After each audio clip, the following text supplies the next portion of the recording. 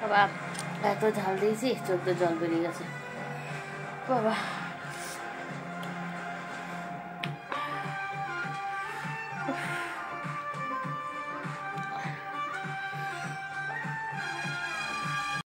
Hello জিয়ান, welcome back to my channel. কেমন আছো তোমরা? আশা করি খুব ভালো আছো। দেখো কি বিভৎস বৃষ্টি শুরু হয়ে গেল।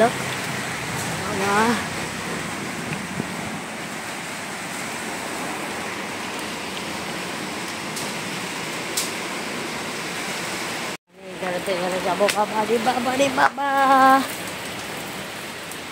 আমার ঘরের অবস্থা দেখো, ঘরের মধ্যে জল পড়ে। ওই বর্ষার মধ্যে যে কী করে কাটাবো এবার নাকি ভীষণ ঝড় বৃষ্টি হবে। তো খুব গাছপালা কীভাবে কেমন ঝড় হচ্ছে আমাদের এদিকে। নারকেল গাছগুলো কেমনভাবে দুলছে। এই বৃষ্টিটা যদি কালকে হতো কি হতো বাবা। কালকে আরও একটা বিয়ের ডেট ছিল, সরস্বতী পুজো, ভ্যালেন্টাইন্স ডে, সব মাঠে হয়ে যেত। ভগবান যা করে ভালোর জন্যই করে। টেনশন হচ্ছে, বাড়িতে কেউ নেই, ছেলেটাও সেই পড়তে গেছে আর আসেনি এখনও। কী হবে, কীভাবে আসবে? ছাতা তো নিয়ে যায়নি, বৃষ্টি হওয়ার কোনো লক্ষণ ছিল না। কী করবে কে জানে। টেনশনে মাথা যন্ত্রণা শুরু হয়ে গেছে এখন।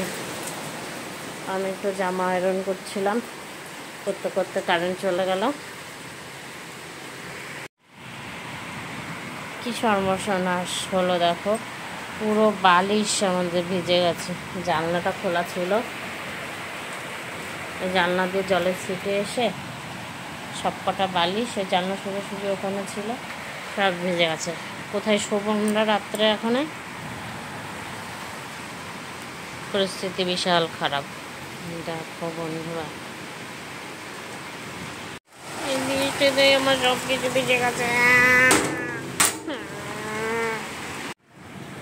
বালিশগুলো সাইডে রেখে দিতে হবে, আবার ঘর থেকে বালিশ বের করতে হবে, না হলে আর রাত্রে শোয়া যাবে না। আর এবার ঘরের কাজ না করলেও আমাদের এবার বর্ষা কাটানো ভীষণ মুশকিল।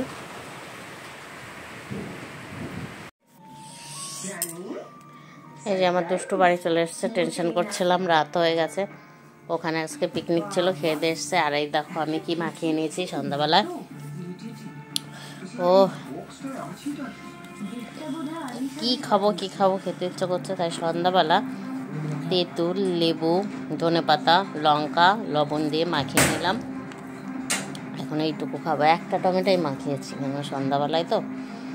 ওই যে আমার দুষ্টুর গাল একটা দিয়ে দেবো না, খাবো তাই না? খেয়ে দেখ, খারাপ না।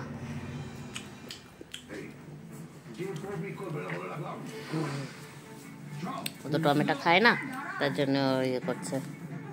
ভালো লাগছে না, আবার খাইয়েই যাচ্ছে। ভালো লাগছে, গিলে খেলি কেন তাই বলে? দেখেছো কি কথা? তাহলে আমার আগে সব ভাগ বসাস না, তেঁতুলের বাইনা। এত দুষ্টুমি করে, না পড়তে গিয়ে এই করছে।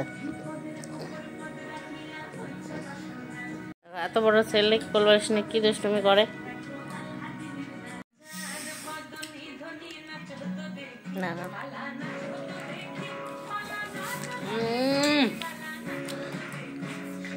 বাবা টক হয়ে গেছে, কিন্তু খেতে সেই টেস্ট লাগছে। তোমরা যদি খাও চলে আসো। এখানেই শেষ, এইটুকুনই আজকে ব্লগ।